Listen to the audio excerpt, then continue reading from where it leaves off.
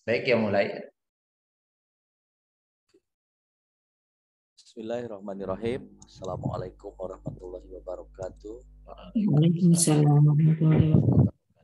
Alhamdulillahirabbil alamin wassalatu wassalamu ala asyrofil anbiya'i wal mursalin sayyidina wa maulana Muhammadin wa ala alihi washabbihi ajmain. Rabbi shrah li sadri wa yassir li amri wahlul 'uqdatam min lisani yafqahu qawli. Alhamdulillah, kita panjatkan puji dan syukur kehadirat Allah Subhanahu wa taala karena pada malam ini kita masih diberikan kesehatan untuk menghadiri majelis Zoom mengkaji bahasa Al-Quran surat Al-Maidah ayat 1. Salawat dan salam kita sampaikan kepada Rasulullah SAW, para keluarga, para sahabat dan umatnya sampai akhir zaman. Sebelum kita memulai, dia ada Pak Ustadz sampaikan, kita akan membacakan doa untuk almarhumah Ibu Teh Iis ya. Jadi silakan Pak Ustadz, dan tapi sebelum kita mulai kita sebaiknya membaca surat Al-Fatihah.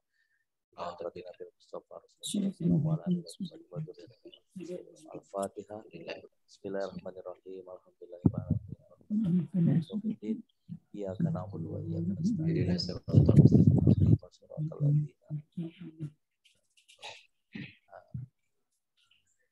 Mangga waktu dan ini kita sampaikan kepada Ustaz. Silakan Pak Ustaz. Assalamualaikum warahmatullahi wabarakatuh. Waalaikumsalam. Alhamdulillahirabbil alamin. Asyhadu an la ilaha illallah. Waalaikumsalam warahmatullahi wabarakatuh. Allahumma shalli ala sayyidina Muhammad wa ala alihi wa sahbihi ajmain. Ba'du. Alhamdulillah, puji syukur kita panjatkan kepada Allah Subhanahu wa taala. Shalawat dan salam semoga Allah limpahkan kepada suri toleran kita Nabi besar Muhammad sallallahu alaihi wasallam, pada keluarga, sahabat dan berikutnya yang ada zaman. Malam ini malam ke-7 wafatnya Ibu Atih Supriyati binti Oli. Jadi Ibu Atih Supriyati binti Oli, ibunda Teis, ibu mertuanya Kang Arya. Kita doakan mudah-mudahan almarhumah oleh Allah diampuni dosanya, diterima amal ibadahnya dan dirahmati ibadahnya. Ala hadihi niyah wa kullinatin salihah ila hadratin Nabi Mustafa Sayyidina Muhammadin wa ala alihi wa azwajihi wa dzurriyyati wa ummati. Al-Fatihah. A'udzu billahi minasyaitonir rajim. Bismillahirrahmanirrahim. Alhamdulillahirabbil alamin arrahmanir rahim maliki yaumiddin. Iyyaka na'budu wa iyyaka nasta'in ihdinas siratal mustaqim siratal ladzina an'amta 'alaihim ghairil maghdubi 'alaihim. Nahusun ila Ibu Atih Supriyati bin Oli. Allahumma ighfir wa'fu Al-Fatihah. A'udzu billahi minasyaitonir rajim. Bismillahirrahmanirrahim. Alhamdulillahirabbil alamin arrahmanir rahim. Iyyaka na'budu wa iyyaka nasta'in ihdinas siratal mustaqim siratal ladzina an'amta 'alaihim. Allahumma shalli wa sallim wa barik ala sayyidina habibina wa karimina wa hudurina wa lana Muhammad wa sallim wa radiyallahu tabaraka wa ta'ala sahabat Rasulullah ajma'in. Amin ya rabbal alamin. Alhamdulillahirabbil alamin hamdan syakirin hamdan hamdi wa fi ni'ama wa kafi zida. Ya rabbana lakal hamdu kama yanbaghi li jalali wajhika wa adil sultanik. Nahu khususan ila Ibu Atih Supriyati bin Oli. Allahumma ighfir laha warhamha wa'afiha wa'fu anha wa akrim nuzulaha wa wasi' madkhalaha waqsilha bil ma'i wasalji wal barad wa naqiha minal khotoya kama yunaqqa sawbul abyadu minadanas wa bilha daran khairan min dariha wa ahlan khairan min ahliha wa zawjan khairan min zawjiha. Allahumma la tahrimna ajraha wa la taftina ba'daha lana wa laha. Allahumma ighfir lana wa li ikhwanina alladziina sabaquna bil iman wa la taj'al qulubana illa lil ladzina amanu rabbana innaka ra'ufur rahim. Rabbana taqabbal minna innaka antas samiul alim wa 'alaina innaka antat tawwabur rahim. Rabbana atina fid dunya hasanah wa fil akhirati hasanah wa qina adzabannar. Wa sallallahu ala sayyidina Muhammadin wa ala alihi wasallam. Subhana rabbika rabbil izzati amma yasifun wa salamun alal mursalin. Al-Fatihah. A'udzu billahi minasyaitonir rajim. Bismillahirrahmanirrahim. Alhamdulillahirabbil alamin. Ar-Rahmanir Rahim Maliki Yaumiddin. Iyyaka na'budu wa iyyaka nasta'in ihdinas siratal mustaqim siratal ladzina an'amta 'alaihim ghairil maghdubi 'alaihim waladdallin. Alhamdulillah, mudah-mudahan almarhumah dan dalam rumah Allah ini dosanya ditempatkan di alam barzah, di tempat yang mulia, dapat nikmat kubur dan dilindungi oleh Allah dari siksa kubur. Mudah-mudahan keluarga beliau senantiasa diberikan kesabaran, keikhlasan, dan menjadi anak-anak yang soleh dan soleha yang akan almarhumah. Dan kita juga ini jadi peringatan kita semua juga, jangan lupa orang tua kita yang sudah mungkin lebih dahulu sudah ada dalam barzah, kita doakan. Jangan lupa setiap habis sholat minimal baca doa yang sudah kita hafal. Rabbighfirli wali walidayya warhamhuma kama rabbayani shaghira. Jadi orang-orang yang ada di alam kubur atau di alam barzah itu mereka sangat menunggu, mengharapkan kiriman doa.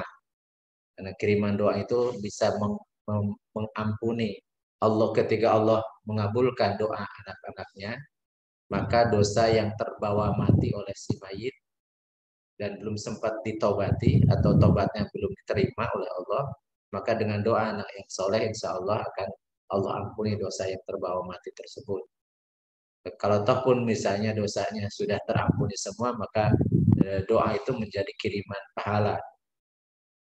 Kiriman pahala yang Allah lipat gandakan, bisa karena itu didikan, hasil didikan orang tuanya menjadi anak yang soleh, atau karena ilmu yang diajarkan oleh orang tuanya jadi ilmu yang bermanfaat, sehingga ketika anak yang beliau didik itu menjadi anak yang soleh, ketika anak yang dididik oleh almarhumah itu berbuat baik, melakukan kebaikan, maka pahala dari kebaikan yang bukan itu akan dikirimkan juga oleh Allah kepada almarhumah.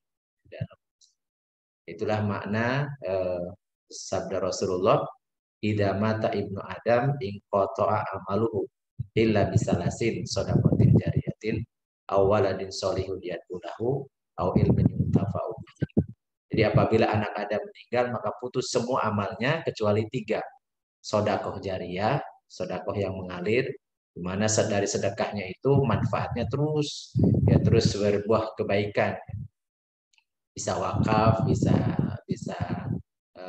sedekah dalam bentuk misalnya membiayai sekolah, membiayai kuliah, membiayai pesantren dan seterusnya, atau punya anak yang soleh yang dididik oleh orang tuanya sehingga anak soleh itu beramal baik, maka kebaikannya Allah limpahkan juga atau berikan juga kepada almarhum, atau ilmu yang bermanfaat yang diajarkan semasa hidupnya dan ilmu itu terus diamalkan dan memberi manfaat, maka pahalanya akan mengalir juga kepada orang yang mengajarkan. Mudah-mudahan kita juga terus berusaha untuk nabung, bisa sedekah jariyah, bisa anak soleh yang nanti akan mendoakan kita, atau ilmu yang bermanfaat. Nah, salah satunya ya kita nabung ini, kita mengkaji Al-Quran, karena Al-Quran itu adalah orang yang belajar Al-Quran adalah yang paling baik. Khairukum man ta'allamal Qur'ana wa 'allam. Sebaik-baik kalian adalah yang belajar Al-Quran dan mengajarkannya kembali. Dan ilmu yang paling bermanfaat bagi kehidupan seorang mukmin adalah ilmu tentang. Baik, kita akan membahas pada malam hari ini tentang surat Al-Maidah ayat 1. Jadi Al-Maidah ayat 1 itu berbicara 2 hal sebenarnya, tapi mungkin nanti kita penekannya di tentang akad. A'udzubillahi minasyaitonirrajim. Bismillahirrahmanirrahim. Ya ayyuhalladzina amanu aufu bil 'uqud. Uhillat lakum bahimatul an'ami illa ma yutla 'alaikum ghairu mahilli shaidi wa antum hurum. Innallaha yahkumu ma yurid. Shadaqallahul azim. Ya ayyuhalladzina amanu, jadi ya ayyuha itu adalah huruf nida. Jadi huruf seruan. Jadi ada yang diseru, ada yang menyeru. Yang menyerunya Allah, yang diserunya alladzina amanu, orang-orang yang telah beriman. Jadi kalau menggunakan amanu berarti orang itu dipastikan sudah beriman dan imannya benar. Jadi ayat yang diawali oleh ya ayyuhalladzina amanu, bahwa Allah menyeru orang yang telah beriman, isinya adalah syariat atau isinya sebuah kewajiban, sebuah seruan atau tuntutan atau perintah. Sehingga dilihat nanti perintahnya apakah berakibat, ya, kalau dikerjakan berpahala, kalau ditinggalkan berdosa, berarti perintah itu hukumnya wajib. Atau perintah itu kalau dikerjakan berpahala, tapi kalau tidak dikerjakan tidak berdosa, maka perintah itu hukumnya sunnah. Jadi kalau ayat-ayat diawali ya ayyuhalladzina amanu biasanya berkonotasi wajib atau sunnah. Ya, kebanyakan yang wajib. Nah, aufu itu fi'il amr, perintah. Aufu, penuhilah. Penuhilah atau cukupkanlah atau lakukanlah. Walaupun auf wafa artinya cukup. Maksudnya cukup penuhi. Penuhi oleh kalian bil ukud. Janji-janji. Ukud itu jamak dari akdu. Al-akdu. Al-akdu mufradnya. Bil ukud, al-ukudu. Al-ukudi itu jamak dari al-akdu. Jadi Allah menyuruh kepada orang yang beriman untuk memenuhi setiap janji atau semua janji atau seluruh janji-janjinya. Itu yang perintah yang pertama. Yang kedua ini penegasan yang kemudian nanti menjadi kaidah usul. Uhillat lakum, dihalalkan untuk kalian bahimatul an'am, binatang ternak. Bahimatul an'am artinya ternak, ya. Binatang yang biasa diternak. Bagi lakumnya bagi siapa? Bagi alladzina amanu. Jadi dihalalkan bagi orang-orang yang beriman hewan ternak. Illa mayutsir alaikum, kecuali apa yang dibacakan atas kalian. Maksudnya dikecualikan. Dikecualikan nanti ada dalam Al-Qur'an. Apa sih yang dikecualikan? Artinya kalau dikecualikan berarti dari yang halal, berarti kecualinya berarti yang haram. Makanya ada kaidah usul yang menyatakan al-aslu fil asya al-ibaha malam yarid dalilu tahrim. Jadi hukum asal segala sesuatu itu halal sebelum ada dalil yang mengharamkan. Jadi binatang itu hukum asalnya itu halal kecuali yang diharamkan. Jadi kecuali yang diharamkan nanti ada di penjelasan ayat-ayat Al-Qur'anul Karim. Dan kemudian dikecualikan juga kondisi. Jadi walaupun binatang itu halal, tapi ada kondisi tertentu yang nggak boleh, yang haram justru. Karena haram melakukan karena sebab, yakni goiro muhili soidi wa antum huru. Ya, yang tidak halal itu kata walaupun binatang halal ketika jadi kalau berburu ketika kalian sedang ihram, maksudnya sedang haji atau umroh. Jadi ini khusus bagi jamaah haji yang sedang berihram, baik ihram untuk haji atau ihram untuk umroh, dan tentunya ada di sekitar Makkah atau di tanah haram, ya. Bisa di Arafah, bisa di Mina, bisa di Musdalifah, bisa di Makkahnya atau di sekitar itu, karena biasanya orang yang pakai ihram itu ada di sekitar Makkah. Jadi kalau di Madinah nggak pakaikan ihram, karena memang tidak akan melaksanakan haji atau umroh di Madinah. Yang mulainya melaksanakan haji atau umroh itu ada di Mikot, ya, kalau dari Madinah, dari Bir Ali. Jadi ketika dia sudah niat haji pakai ihram, maka tidak boleh dia berburu, tidak boleh dia membunuh, tidak boleh mematahkan pohon-pohonan, ya, tidak boleh merusak, ya, lingkungan di sekitar situ, ya. Jadi ini ketidakbolehan, ya, dikecualikan dari yang halal itu ketika berihram, termasuk ketika pakai ihram itu tidak boleh motong kuku, tidak boleh cukur kumis atau bulu-buluan, ya, itu karena terkait dengan ihram. Bahkan tidak boleh juga memakai wangi-wangian.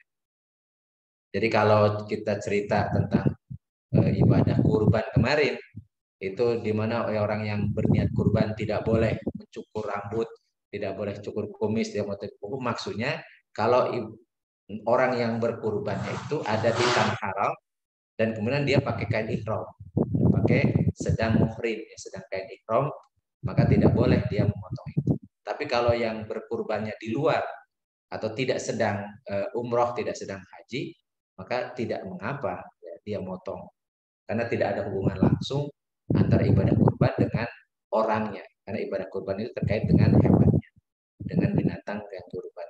Jadi asbabul wurud hadis Rasul tentang larangan orang yang mau berkurban tidak boleh motong kuku, kumis dan seterusnya itu karena beliau pada saat itu ketika berikhram atau naik ke berangkat haji atau umroh. Dan sesungguhnya Allah menetapkan hukum sesuai dengan Dia kehendaki. Nah, ayat ini kita rinci satu persatu terkait dengan al-akad, karena ini perintahnya aufu bil uqud, itu perintah dan disertai kalau seandainya tidak dikerjakan berdosa. Artinya ini wajib. Jadi wajib.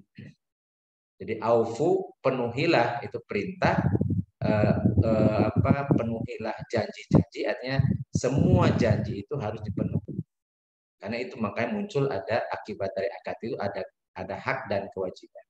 Nah, pertanyaannya, ya kita ini selama ini sebenarnya dalam aktivitas sosial pasti kita melaksanakan akad dengan berbagai macam ya akad itu. Yang jelas yang pertama kalau sudah dewasa namanya akad nikah. Di mana akad nikah itu kita sudah biasanya sangat familiar dan sangat hati-hati, tahu syarat rukunnya, kemudian sampai lafadznya, sigot akadnya juga betul-betul harus jelas, namanya, kemudian maharnya dan seterusnya.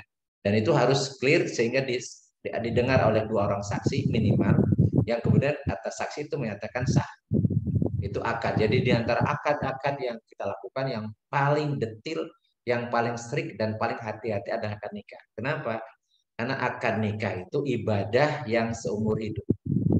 Jadi ibadah itu kita contohkan misalnya ibadah sholat. Sholat itu belajarnya lama kita. Tetapi pelaksananya paling sekitar 5 menitan selesai gitu. Jadi mulai takbiratul ihram kemudian diakhiri dengan salam. Ya selama-lamanya paling nggak nyampe 10 menit gitu ya. Itu sholat. Padahal itu wajib. Kemudian kita ibadah yang agak lama misalnya ibadah puasa. Ibadah puasa itu sekitar 15-16 jam. Ya mulai dari terbit fajar sampai tenggelam matahari. Jadi itu ibadah ya. Dan kita belajarnya ini agak lama lagi misalnya ibadah haji. Ibadah haji itu bisa 40 harian ya. Walaupun sebenarnya efektifnya mungkin sekitar 5 harian ya, tapi dengan proses macam-macam sudah 40 harian. Tetapi nikah itu ibadah yang sampai dipisah dengan maut gitu ya. Sampai dipisah dengan maut. Maka dari itu akad nikah itu sangat sakral karena ini janji untuk melaksanakan ibadah. Jadi nikah itu adalah ibadah yang kita niatkan dari awal, itu dari mulai akad sampai dipisah cerai mati gitu. Cerai mati sehingga kita begitu hati-hatinya, begitu sakralnya akad nikah. Padahal sebenarnya akad yang lain juga sama, mestinya juga seperti akad nikah. Tetapi ya itu menjadi kebiasaan kita, justru akad nikah itu yang sangat sakral. Nah, akad itu berasal dari kata al-aqd yang merupakan bentuk masdar dari aqada yaqidu al-aqdan. Jamaknya al-uqud, artinya perjanjian. Atau kalau bisnis disebut kontrak, ya. Kontrak kerja, ya, kontrak bisnis, kontrak investasi dan seterusnya. Jadi arti kata akad adalah janji atau kontrak. Ya. Akad merupakan pertemuan antara ijab yang diajukan oleh satu pihak dengan qabul dari pihak lain yang menimbulkan akibat hukum pada objek akad itu. Kita bayangkan akad nikah kalau antara ijab dan qabulnya nggak nyambung, tidak sah misalnya, maka otomatis objek yang diakadkan itu berarti akad nikahnya tidak sah. Konsekuensinya berarti kalau tidak sah termasuk hubungannya jadi hubungan zina. Dan hubungan zina kemudian beranak pinak tuh. Bagaimana anaknya, nasabnya, walinya, warisnya dan seterusnya. Jadi banyak konsekuensinya. Sehingga akad antara ijab dan qabul dalam akad nikah itu sangat hati-hati karena punya konsekuensi hukum yang luar biasa. Mungkin beda dengan akad jual beli. Akad jual beli hanya transaksi pada saat itu saja. Ya, kalau ataupun tidak sah misalnya ya yang berdosa hanya itu saja, tidak berlanjut ke berikutnya. Demikian pula akad misalnya akad kerja ya, akad kerja ya begitu tidak sah ya sudah, berarti tidak terjadi itu kerjasamanya atau memperkerjakannya. Tapi kalau akad nikah yang sangat luar biasa karena punya konsekuensi hukum-hukum cabangnya yang sangat banyak akibat akad nikah. Nah, tetapi intinya bahwa akad itu adalah arabtu baina atrafi syai'. Sawaun akana rabtun hissiyan am ma'nawiyan min janibin wahidin aw min janibaini. Jadi akad itu adalah ikatan antar pihak-pihak. Para pihak, baik ikatan secara konkret maksudnya bisa dilihat ya kaitannya dengan jual beli misalnya barangnya ada, atau secara abstrak maknawi seperti misalnya ijab kabul untuk pernikahan. Ya, jadi menikahkan itu ya abstrak karena bukan jual beli gitu. Atau akad manfaat kerja ya. Mungkin nggak kelihatan pada saat akad karena kerjanya berikutnya bukan ketika akad. Yang berasal dari ikatan itu berasal dari satu pihak atau kedua belah pihak. Jadi satu pihak maksudnya dalam akad itu harus ada badannya, ada orang, ada satu beda orang misalnya ada harta dengan orang, nanti ada disebut akad mudharabah ya. Atau misalnya akad antara dua orang, tadi akad ijab kabul sebagai akad nikah atau akad jual beli. Intinya akad itu tidak boleh akad tanpa orang, tanpa pihak gitu. Jadi kalau misalnya ada akad hanya kertas dengan kertas atau data dengan data itu sebenarnya tidak sah. Ya, nanti banyak sebenarnya pembahasan tentang bagaimana bentuk-bentuk syirkah sekarang ya. Yang itu bisa tidak sah karena tidak ada badannya, tidak ada bagian orang pihak yang kemudian menerima akad atau dia menyerahkan ijab atau misalnya ada pihak yang kabulnya. Di minimal satu ya, yang umumnya adalah dua pihak. Nah, rukun akad itu ada 4. Yang pertama akidain. Jadi orang yang berakad. Jadi minimal 1 orang badannya. Jadi kalau atau 2 orang akad yang ijab dan kabul. Kalau tadi 1 orang berarti hanya yang ijab saja, kabulnya misalnya tertulis saja catatan. Kita sepakat misalnya mau beli ada bandrolnya di situ. Ya pedagangnya nggak ada di situ. Tapi kita sepakat dengan itu begitu kita ngambil barang, kemudian kita nyerahkan uang, berarti itu sah akad. Yang berakad cuma 1 karena kasir itu sebenarnya tidak menerima akad kita gitu jual beli. Kalau di toko-toko itu ya begitu kita setuju tuh ada bandrol harga kita ngambil sebenarnya kita yang berakad kita mau beli ya yang menjualnya ya udah langsung aja jadi menjualnya siapa apakah orang ya, nggak ada orangnya di situ cuman tertulis itu kita setuju maka ketika kita ngambil barang itu dan kemudian kita menyerahkan uang ke kasir bahwa itu terjadi akad jual beli walaupun yang melakukan sendirian ya nggak ada masalah gitu. Tidak ada masalah walaupun 1 orang ya karena penjualnya sudah dalam bentuk lembaga atau bentuk perusahaan dan seterusnya. Kemudian ada ma'qud alaih adalah barang-barang atau benda-benda atau manfaat yang diakadkan. Ya, misalnya tadi kalau jual beli ya barang. Kalau nyewa misalnya ya manfaat dari barang, bukan barangnya, bukan bendanya, tetapi manfaat dari bendanya. Kalau upah itu manfaat dari kerja, dari tenaga. Itu namanya ma'qud alaih. Apa yang diakadkan. Kemudian ada maudu al-akad. Jadi tujuan atau maksud dari pengadaan akad itu. Kemudian ada sigot akad. Itu artinya ada ijab dan kabul. Walaupun ini tidak mesti dalam bentuk lisan. Jadi tadi bentuk perbuatan atau bentuk tulisan kemudian kita setuju begitu melakukan aktivitas itu walaupun tidak disikotkan, tidak diucapkan, ya itu sah hukumnya.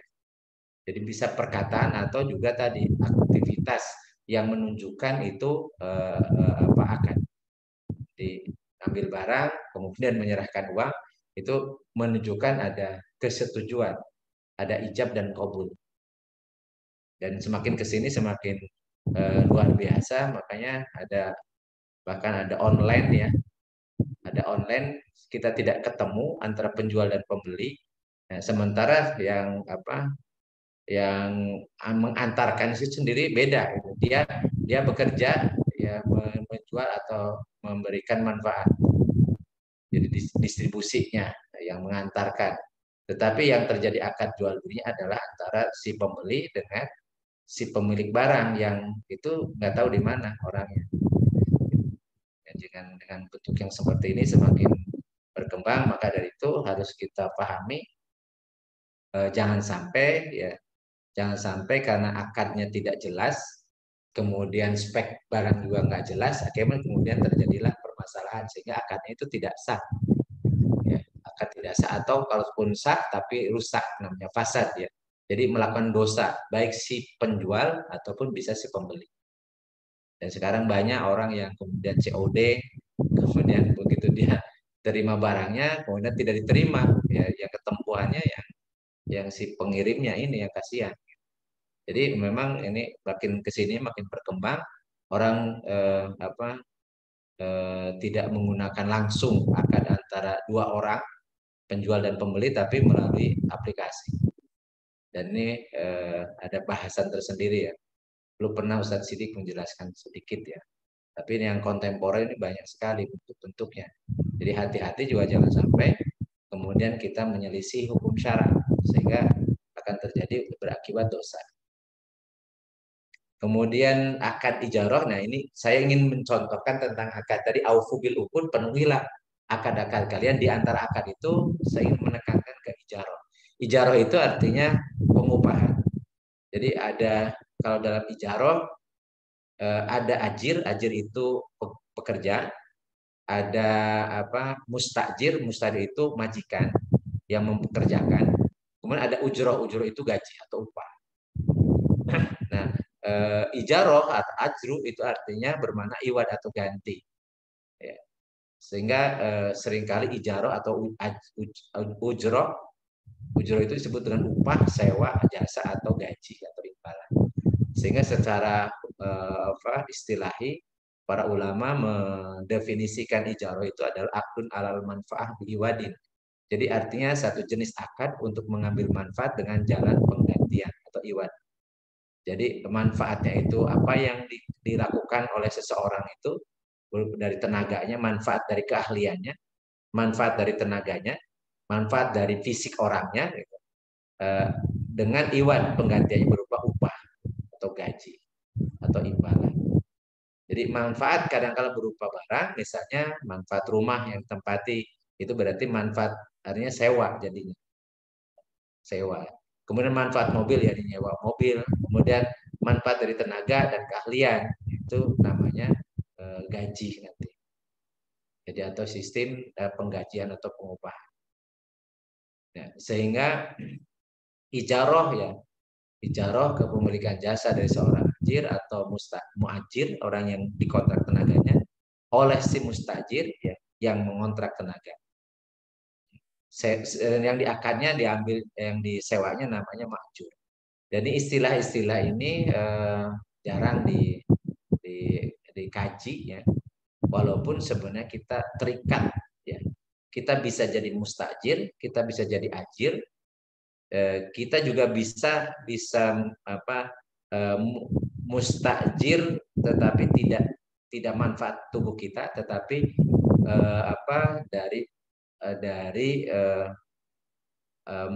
menyewa jasa barang, misalkan menyewa kendaraan ya. Ini banyak sekarang kan pakai ojol ya, pakai Grab dan seterusnya, itu sebenarnya kita menyewa jasa barang dari sewa ya, judulnya sewa, walaupun cuma sebentar, tapi sebentar atau lama hukumnya sebenarnya kita harus tahu itu hukum ijarah. Jadi nyewa barang, manfaat barang Atau kita mengupah orang, ada pembantu misalnya, maka berarti kita mengupah seseorang dari manfaat apa yang dia kerjakan, apa yang dia lakukan. Atau kadang-kadang bukan tenaga, tetapi keahlian, kepakaran, ya, sesuai dengan bidang kepakarannya. Dan ini juga terkategori ijarah. Jadi ada yang ajir ke negara, misalnya seperti saya ini disebut ajir ala daulah atau tenaga kepada negara, sehingga akad saya dengan negara, sehingga manfaat saya kepada warga negara sebetulnya, karena bukan personal tetapi ke lembaganya. Nah, kemudian kalau ke perusahaan ya kepada sirkahnya. Jadi hukumnya sebenarnya sama. Jadi sama. Nah, ini persyaratan, kalau syarat tidak dipenuhi ini tidak sah ijarahnya. Jadi orang yang berakad, ya, berakad itu kedua belah pihak harus sudah balik dan berakal. Jadi misalnya kita jual beli, misalnya. Jual beli kalau atau sewa menyewa ya, sekarang ijarah ya, sewa menyewa misalnya. Kalau yang nyewakannya ini belum balik atau balik misalnya gangguan akalnya, maka tidak sah. Atau belum balik maksudnya dia tidak tamyiz, tidak bisa membedakan, tidak tahu harga sewa dan seterusnya.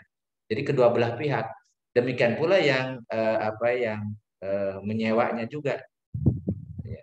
Atau misalnya yang kerjanya, yang mempekerjakan dan mengerjakan, yang bekerjanya itu dua-duanya harus sudah balik dan berakad. Kemudian pihak-pihak yang melakukan akad menyatakan kerelaan. Jadi disebutnya akad itu harus birridho wal ikhtiar. Jadi semuanya atas keridhaan dan pilihan. Tidak boleh paksa. Kalau paksaan fasad namanya, dirusak, berdosa. Walaupun sah, tapi terpaksa. Maka semua orang yang berakad untuk ijarah, si ajir dan mustajirnya harus suka sama suka atas pilihan kedua belah pihak. Kemudian di situ ada manfaat atau objeknya yang menjadi objek ijarah.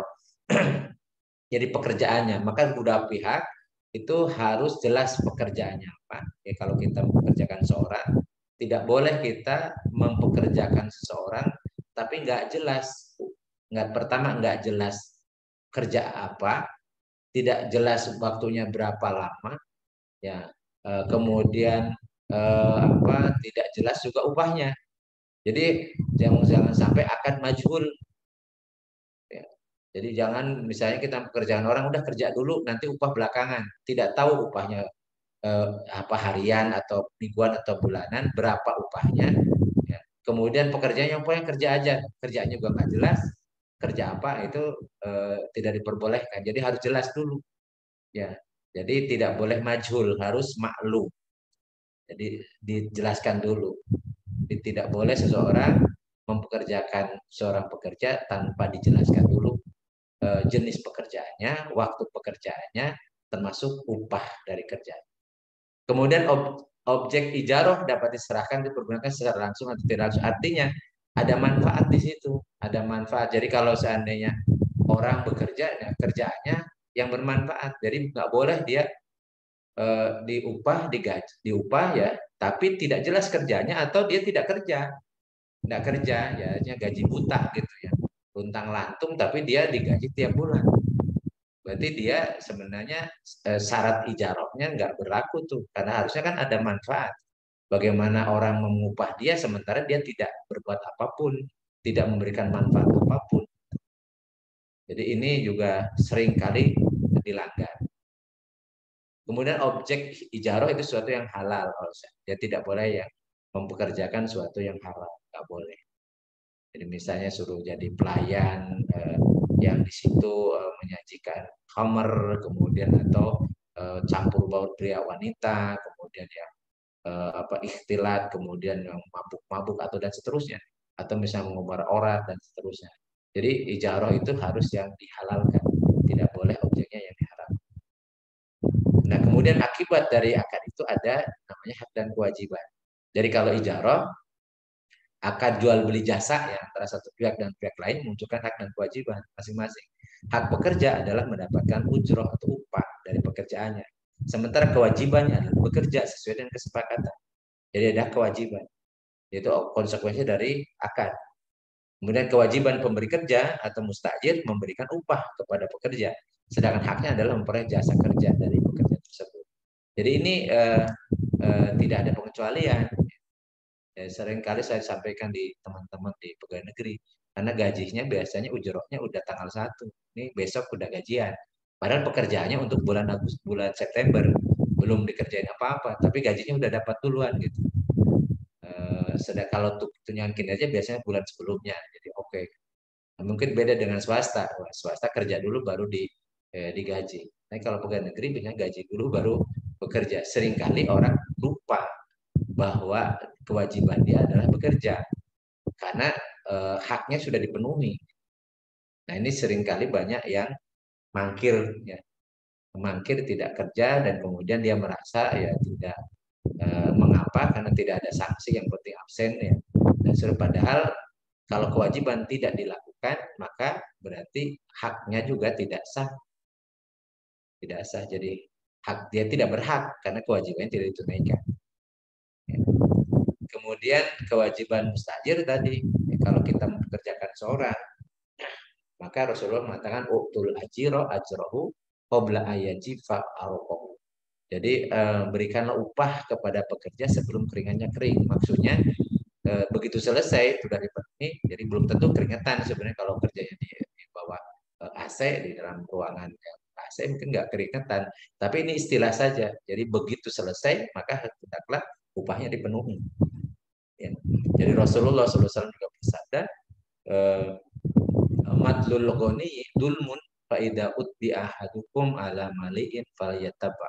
Jadi Rasul bersabda menunda membayar hutang termasuk upah kerja bagi orang yang mampu, orang kaya, tapi di kemudian dia dan nunda bayaran ya upah pada seorang atau nunda hutang yang harus dibayar sama dia, itu sebuah kezaliman. Dan apabila seorang dari kalian dialihkan kepada orang mampu, jadi misalnya dia tidak membayar, kemudian ada yang menanggung hutangnya atau mengupahnya orang lain, maka itu harus dilakukan.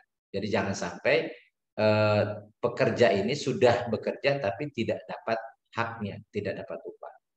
Jadi diupayakan. Dan kalau seandainya yang membayarnya ini tidak punya uang, yang harus gajinya tidak punya uang, maka dia bisa mengalihkan itu kepada keluarganya, ahli warisnya. Dan kalau tidak bisa membayar, maka negara harus menanggung. Karena intinya bahwa pekerja itu dia harus mendapatkan harta atau upah dari apa yang dia kerjakan.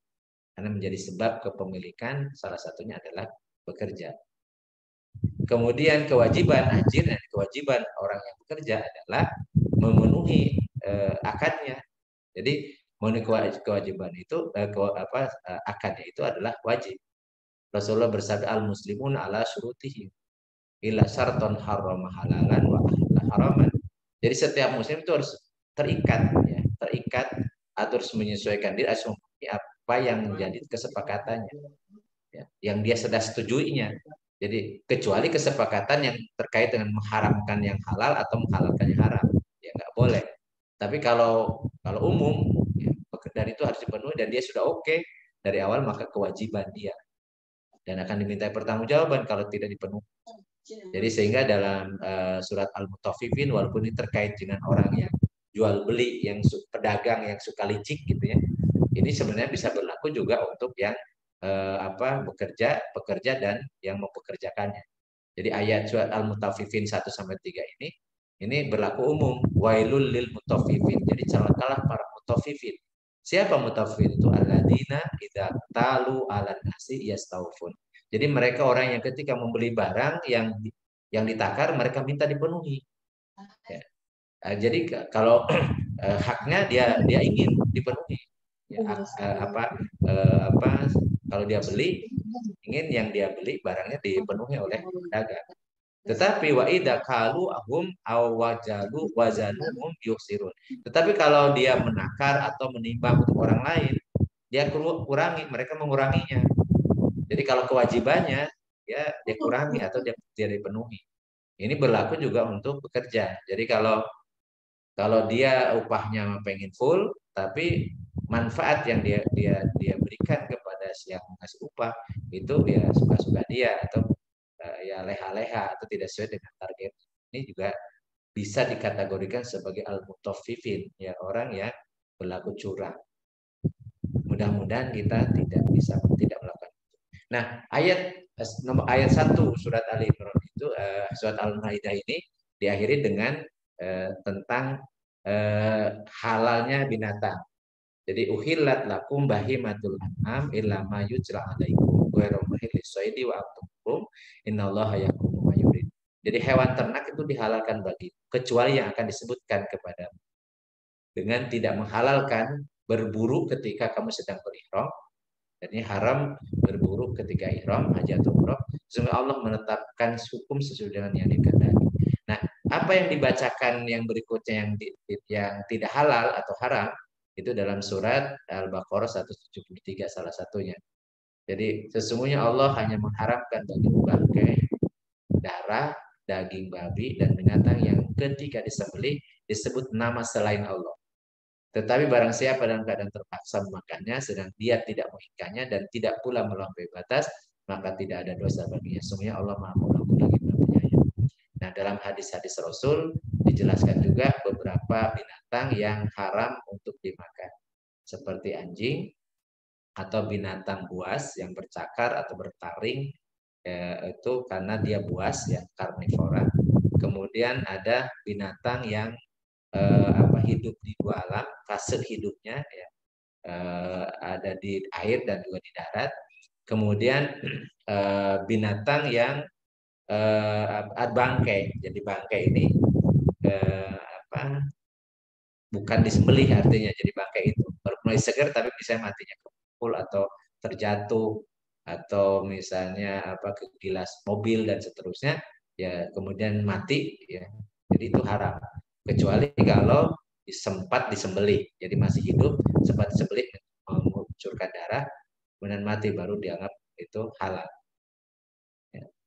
Kemudian ada aturan bahwa binatang yang halal itu kalau disembelih oleh orang musyrik, orang Hindu, Buddha, Konghucu dan seterusnya yang bukan ahlul kitab itu haram di sembelihan mereka. Tetapi khusus untuk sembelihan ahlul kitab itu sembelihan orang Nasrani atau orang Yahudi itu halal kalau binatang itu halal. Walaupun tentunya ketika nyembelih tidak nyebut nama Allah gitu ya. Tetapi yang diharapkan itu kalau yang ketika sembelihnya disebut nama selain Allah. Jadi selain Allah, maksudnya seperti tadi orang-orang musyrik. Jadi siapa ahlul kitab itu ya orang-orang Yahudi dan Nasrani yang ketika turun Islam, ketika diutus Nabi Muhammad tetap dalam keadaan Nasrani dan Yahudinya, maka mereka itu adalah ahlul kitab yang sembelihannya boleh dimakan oleh orang Muslim. Wanitanya boleh dinikahi oleh Muslim. Tetapi sebaliknya, kalau yang laki-lakinya nggak boleh menikahi Muslim. Wallahu alam. Jadi nanti penjelasan kalau tentang halal haram mungkin dalam bahasan yang lain. Tapi intinya malam ini saya menekankan kepada kewajiban kita untuk memenuhi akad. Jadi terkait dengan akad, monggo kalau seandainya ada yang perlu didiskusikan, ya, mumpung sebelum ngantuk ya, bisa kita diskusikan. Saya stop share-nya dulu. Saya kembalikan dulu ke Kang Cucu. Silakan.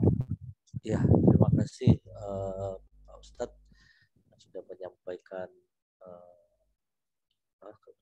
tausiahnya. Kira-kira teman-teman ada yang mau bertanya, silakan. Nah ini mungkin ini dulu Pak Ustadz saya nyambung dulu Pak. Ini kalau utamanya masalah kredit barang melalui bank. Barang itu kan mestinya dibeli oleh bank dulu, milik bank, baru bank ke kita. Tapi ini kan enggak, barangnya ke kita, nanti padahal pembayarannya lewat bank. Jadi begitu gimana Pak Ustadz? Iya, Jadi ini ada dua akad ya, Ya, dua akad.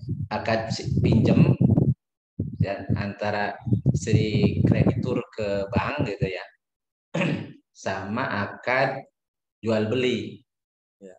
Jadi ini ada tiga pihak, ya pihak. Makanya kemudian kalau seperti ini kan sebenarnya nyiasati doang gitu ya. Jadi karena untuk menghindari pinjam ke bank ada bunga gitu ya, ya judulnya mau beli barang, ya. Beli barang gitu ya. Kemudian pura-puranya bank pemilik barang gitu ya. Ya, padahal bank tidak ada, dia tidak jualan. Gitu. Jadi ini termasuk yang subhat. Artinya namanya itu termasuk yang dipraktekkan di bank-bank syariah kan seperti itu. Ya, saya tidak mendalami secara khusus memang tentang ini, tapi yang jelas harus clear dulu akarnya. Mestinya bukan hanya formalitas hitam di atas putihnya doang, tapi memang kredit seperti itu. Memang banknya yang membeli barang itu, punya artinya barang itu milik bank gitu. Kemudian orang ini memang bukan pinjam uang ke bank, tapi membeli barang ke bank gitu. Jadi banknya punya usaha lah gitu. Jadi ada pengadaan barangnya di situ. Ya. Jadi bukan hanya di atas kertasnya ya. Jadi kan di atas kertas sebenarnya substansinya sebenarnya kan dia pinjam uang ke bank kemudian untuk membeli barang gitu. Jadi pinjam uangnya kemudian dia dicicil pinjam dengan bunga dengan lebih berapa persen gitu kan. Kemudian uangnya itu kemudian dipakai beli barang. Sebenarnya beli barangnya itu beda lagi gitu dengan pihak yang lain lagi. Gitu. Dan itu yang terjadi kan di misalnya pengembang-pengembang gitu ya tentang perumahan dan seterusnya kan properti kan juga kayak gitu. Makanya berkembanglah sekarang properti syariah, kemudian bank-bank syariah dan seterusnya. Tapi tetap aja sebenarnya kalaupun namanya bank syariah kalau eh, faktanya cuma formalitas doang ya tetap tidak akan menghilangkan substansinya. Jadi substansinya kan tidak boleh riba. Nggak boleh riba. Jadi riba itu apa tadi pinjam kemudian mengembalikan dengan tambahan gitu, tambahan. Jadi kalau seandainya prakteknya real bahwa memang dia tidak pinjam ke bank, dia memang mau membeli barang dan barang itu memang dari bank. Jadi pihak adapun kemudian bank itu membeli itu sesuai dengan permintaan si yang mau belinya ya. Jadi membeli dulu gitu barang sesuai dengan permintaan orang yang tadi mau beli itu, tapi beli dengan cara kredit. Dan boleh itu. Jadi harga antara cash dan kredit itu berbeda boleh, asal satu akad. Dan memang barangnya itu milik si penjual. Jadi tidak boleh menjual barang yang bukan miliknya. Nah ini memang ya karena ribet gitu ya. Udah sebenarnya judulnya kan pinjam uang ke ini untuk membeli barang. Kemudian barangnya cukup besar harganya, nggak bisa langsung cash dengan kredit. Ya. Kredit itu artinya kemudian ya bank lah yang bayarin gitu loh. Yang bayarin kemudian nanti dia cicil ya ke bank gitu. Ya memang harus clear dulu gitu. Jadi saya tidak bisa menghukumnya tergantung gitu.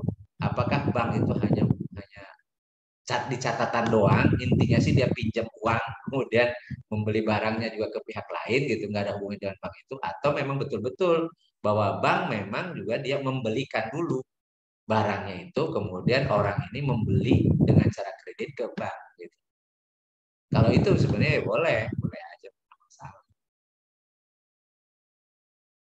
Oke, makasih Pak Ustadz. Artinya kan siap. bolehlah dengan situasi seperti itu. Ya. Iya. Oke, makasih. Yang lain kira-kira Ustadz tadi udah Daniel kelihatannya, tapi ketutup lagi nih. Lagi bikin pertanyaan dulu. Udah Daniel, silakan. Silakan dulu deh yang bertanya deh. Ya. Saya sih terserah mau jawabnya kapan.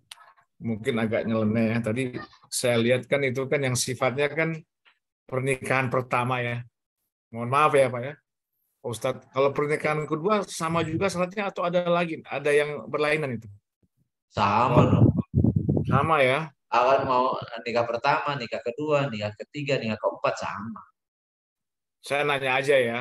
Jadi jangan berpikir yang lain-lain loh ya. Nggak berpikir Sama aja lain-lain ya. juga nggak apa-apa.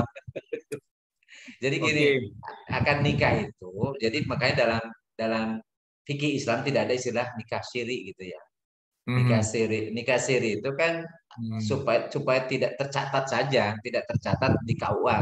Sebenarnya kalau akad nikah itu tidak ada hubungannya dengan pencatatan di KUA.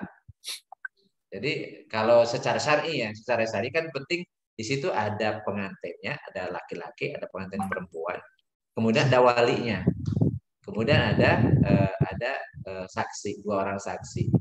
Ya, Mhm. begitu terjadi ijab dan kabul selesai, ada mahar, maharnya harus bernilai gitu. Jangan sampai mahar yang tidak ada nilainya. Baik. Jadi ini kadang-kadang suka apa mahar dengan hafalan gitu kan nggak nyambung. Hafalan itu atau membacain surat Ar-Rahman misalnya. Dan bacaan Ar-Rahman itu dia memberi manfaat kepada si istri. Ya. Jadi itu mah hanya untuk ibadah sendiri kan gitu ya. Kan juga ada kayak itu supaya keren gitu ya. Jadi apa Hmm. mas kawin membaca surat Ar-Rahman, hafalan surat Ar-Rahman nggak ada hubungannya sebenarnya. Harus dalam bentuk yang bernilai manfaat ekonomi bagi si istri. Baik. Saya Jadi pernah dengar Ustadz diperkenalkan menikah dengan nisa ya, dengan perempuan ahli kitab itu ya. Dan coba diluruskan, dan salah satu syaratnya katanya harus dibikin kesepakatan bahwa bila nanti setelah menikah punya keturunan harus dipastikan beragama Islam. Nah, bagaimana? Ini banyak pertanyaan. Bila iya emang seperti itu, dan setelah berjalan kemudian keturunannya itu ingkar, ya tidak memeluk agama Islam, itu bagaimana hukum si si rijalnya ya, si laki-lakinya itu? Kira-kira gimana gitu loh? Apakah dia menanggung beban atau apa tuh? Dosa atau bagaimana tuh Pak Ustadz? ya jadi gini, ini hukum terpisah ya. Jadi hukum menikah itu dalam surat Al-Maidah ayat 5 nanti kita nanti bisa bahas lah setelah kita bahas tentang akarnya. Allah yang menghalalkan. Jadi halal wanitanya, wanita ahlul kitab. Ya. Nah kalau ketika cerita ahlul kitab itu siapa? Ada yang mengatakan ahlul kitab yang sekarang itu beda dengan ahlul kitab yang dulu, ya sama aja. Karena ayat innalladzina kafaru min ahlil kitab wal musyrikina fi nari jahannam khalidina biha itu menunjukkan bahwa ahlul kitab yang dulu atau yang sekarang kalau disebut ahlul kitab itu orang kafir. Jadi tidak, kalau pengikut Nabi Musa itu bukan ahlul kitab. Itu orang-orang beriman beserta Nabi Musa, mengimani ajaran Nabi Musa. Jadi sebutnya orang beriman. Kemudian yang pengikut Nabi Isa ya orang-orang yang beriman kepada Nabi Isa, bukan ahlul kitab gitu ya.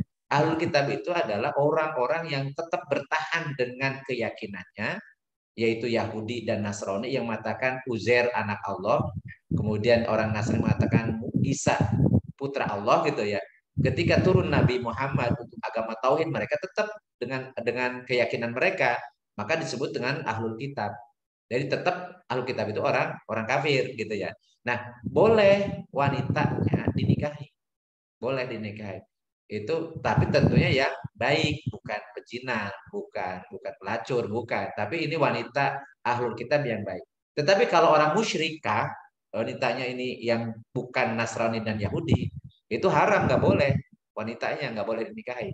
Jadi non Muslim yang boleh dinikahi wanitanya itu hanya Nasrani dan Yahudi. Itu pun harus orang yang baik, bukan orang yang pelaku maksiat gitu ya. Nah, kemudian begitu dinikahi, tentunya yang menjadi kowamnya adalah laki-laki. Jadi ar-rijalu qawwamun 'ala nisa, dimanapun kalau hukum Islam yang mengendalikan kehidupan rumah tangga ada suami, gitu. Jadi kalau dia memastikan bahwa dia akan berfungsi sebagai qawwam, bahwa dinikahinya ini wanita baik, dan ketika jadi istri dia nurut taat kepada suaminya, maka otomatis nanti anak yang dilahirkannya, walaupun ini tidak boleh dipaksa karena la ikraha fiddin, kan tidak boleh dipaksa untuk karena menikah dengan seorang muslim dia harus baca syahadat dulu ya, enggak. Tetapi begitu dia lah misalnya hasil hubungan suami istrinya ini Dan tentunya nikahnya berdasarkan syariat Islam, bukan nikah berdasarkan aturan agama mereka, enggak. Jadi karena suami yang nikah kan suami dengan walinya. Nah, kalau misalnya non muslim walinya biasanya wali hakim. Wali hakim penguasa setempat di situ. Ya, terjadi kabul walaupun wanitanya masih ahlul kitab nih. Begitu dia sudah menikah, anaknya lahir, maka anaknya itu nasab kepada bapaknya, kepada suami. Baik anaknya perempuan atau laki-laki, sehingga otomatis agamanya ngikutin agama bapaknya, kan gitu ya. Itu bapaknya. Jadi maka tapi kalau dikira-kira ini justru laki-laki ini akan menjadi anggota istiqomah ikatan suami takut istri kalau di rumah misalnya, ya dia lebih baik yang muslimah dong gitu kan. Oh gimana kemudian dia malah dikendalikan oleh istrinya lebih dominan karena istrinya pendidikannya lebih tinggi, penghasilannya lebih banyak misalnya, ya kayak gini ya dari awal kalau ditanya hukum menikah dengan wanita ahlul kitab boleh, tapi kalau orangnya ini lemah, tidak mungkin dia bisa berperan sebagai qawam, ya jangan. Jadi kita arahkan menikah yang muslimah kan gitu. Tapi kalau ini rijalnya ini yang memang qawam, dia kuat, dia tegar, dia bahkan bisa mengendalikan istrinya, bahkan bisa memasukkan istrinya ke dalam Islam, bahkan keluarga dan istrinya juga akan diajak masuk Islam misalnya. Apalagi anak-anak yang dinasab sepertinya ya oke, jalan gitu. Jadi tidak mesti harus dibikin perjanjian karena gini, kalau akad itu nggak sah kalau ada akad, ada perjanjian, ada syarat-syarat. Jadi akad nikah itu tidak boleh dengan syarat. Tidak boleh dengan syarat, harus biridho wal ikhtiar. Jadi pilihan, kesukaan dua belah pihak dan juga pilihan. Jadi makanya kalau mau nikah misalnya ditanya dulu si perempuannya. Makanya syariatnya kalau anak gadis diamnya itu setuju gitu, dia tanya dulu, ridho berarti kan diamnya. Tapi kalau janda ngomong dia, gitu. Itu kan seperti itu, karena harus dengan keriduan kedua belah pihak dan pilihan, ridho wal ikhtiar namanya. Jadi sama aja apakah nikah pertama, nikah kedua, nikah ketiga. Berarti perjanjian pranikah juga itu kurang dibenarkan ya? Nggak boleh ada perjanjian. Tidak boleh nikah kalau tapi dengan syarat tidak boleh hubungan dulu, tidak boleh punya anak dulu. Nah, itu akan bersyarat. Jadi nggak boleh. Ya tinggalin aja kalau bikin syarat kayak gitu. Cari lagi yang lain yang tidak pakai syarat. Oke. Ini dari tadi kotaknya Kang Jody ini kotaknya nyala terus, mau nanya kayaknya Kang Jody ini. Sama aku susah maksudnya malam tengah malam. Istiqomah. Oh, ganti mute ya. Di mute ya. Jadi Om Daniel bisa mute nggak? Bocor di sini nggak bisa mute. Om Daniel, mute Om Daniel.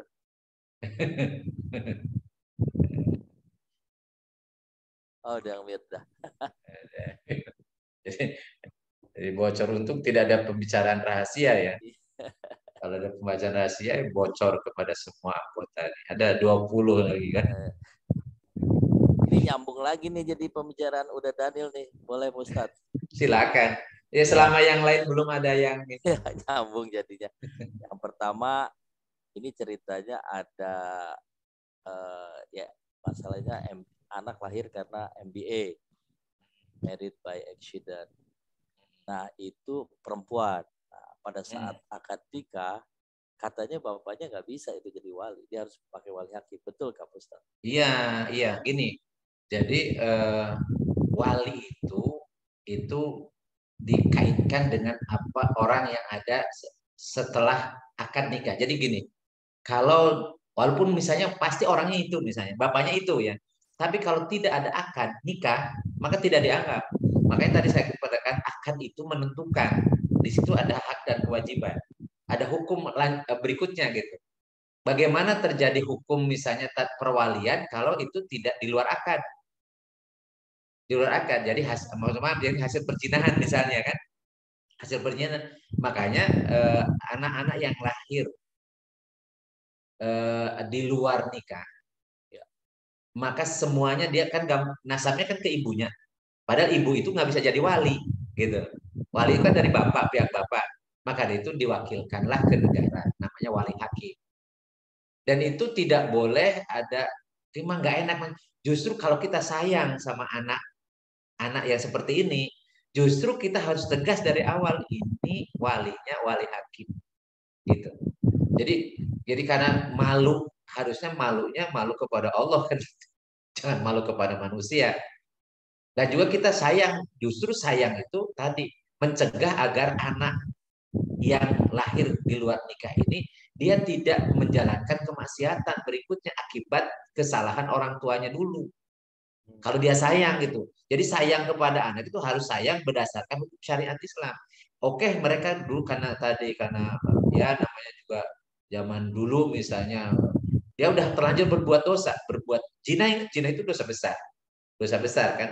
Dan bekas dosanya itu ada nempel di anak keturunan yang lahir di luar nikah karena hasil perzinahan. Maka di stop di situ. Begitu dia tobat, dia nikah, mestinya kan mereka tobat, bapak ibunya tobat.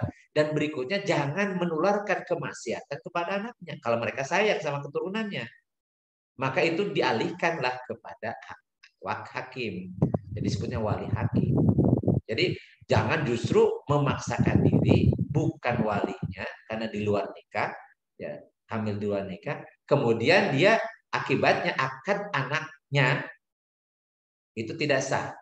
Dan akad anaknya tidak sah berarti anaknya berzina. Nanti cucunya lahir juga di luar nikah juga, jangan karena tidak sah. Jadi berembet kemana-mana. Jadi oke lah karena itu sudah terlanjur dulu tobatlah. Salah satu tobatnya adalah berhenti menularkan kemaksiatan kepada anak turunannya. Ya itu bentuk dia tobat gitu. Tapi kalau dia malah sengaja karena alasan kasihan, alasan malu dan seterusnya memaksakan diri jadi wali mengakibatkan akad anaknya tidak sah, ini artinya mereka tidak sayang sama keturunannya. Jadi itu menjadi syarat ya sahnya akad itu harus ada wali dan walinya wali memang wali yang betul-betul memang walinya. Kalau dia bukan walinya maka diserahkan kepada hakim, wali hakim.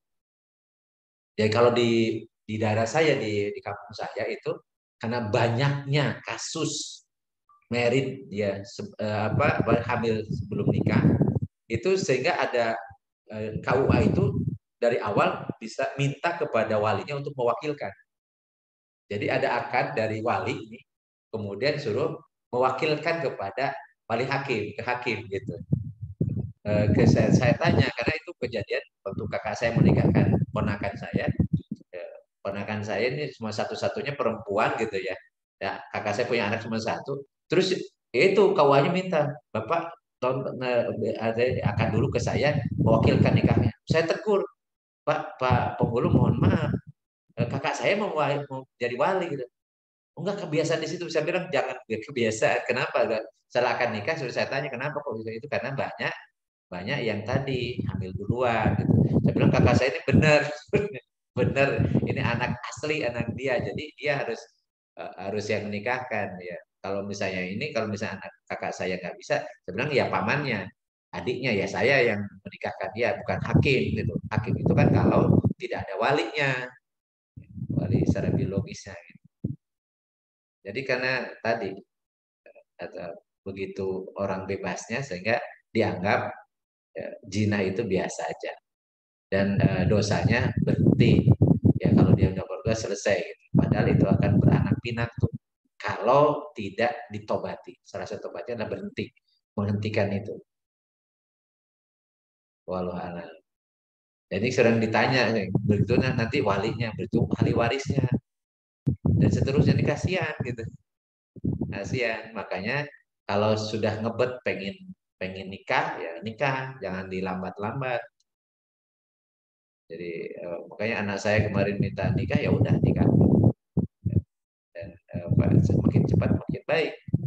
Buru-buru itu kan jelek kecuali ada tiga tuh.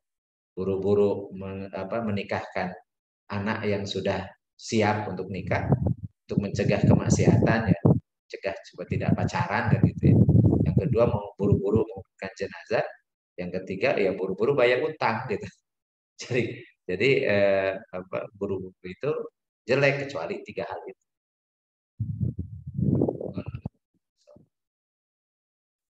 Kalau misalnya satu lagi Pak Ustadz, kalau Ya. ngarunghal, kalau bahasa Sunda itu Mm-mm. ngarunghal ya. Ya. Nah itu diperbolehkan nggak di dalam, karena misalnya nih si adik sudah pengen nikah misalnya, sedangkan si kakak belum punya pasangan, nah yang ngerti ngarunghal itu misalnya perempuan, gimana Pak? Ada nggak hukumnya itu Pak? Yang nggak ada, jadi ada. nggak istilah ngarunghal itu kan orang Sunda doang.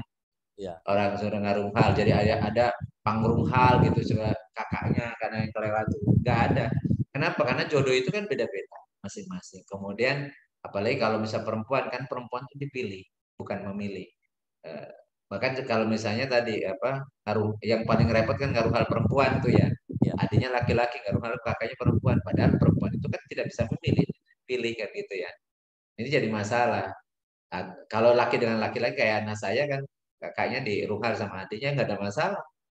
Ya. Cuman saya minta aja izin lah gitu supaya perasaannya gitu.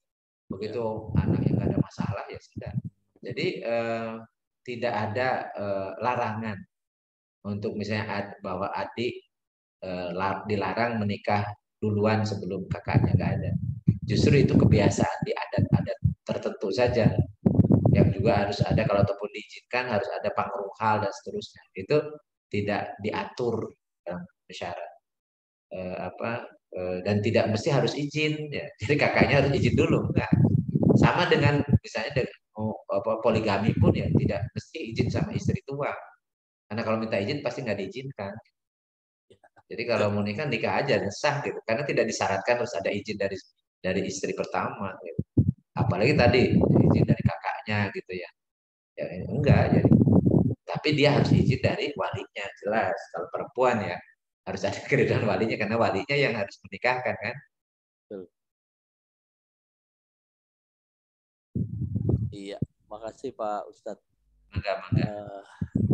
Kira-kira teman-teman yang lain ada yang mau disampaikan atau ada pertanyaan?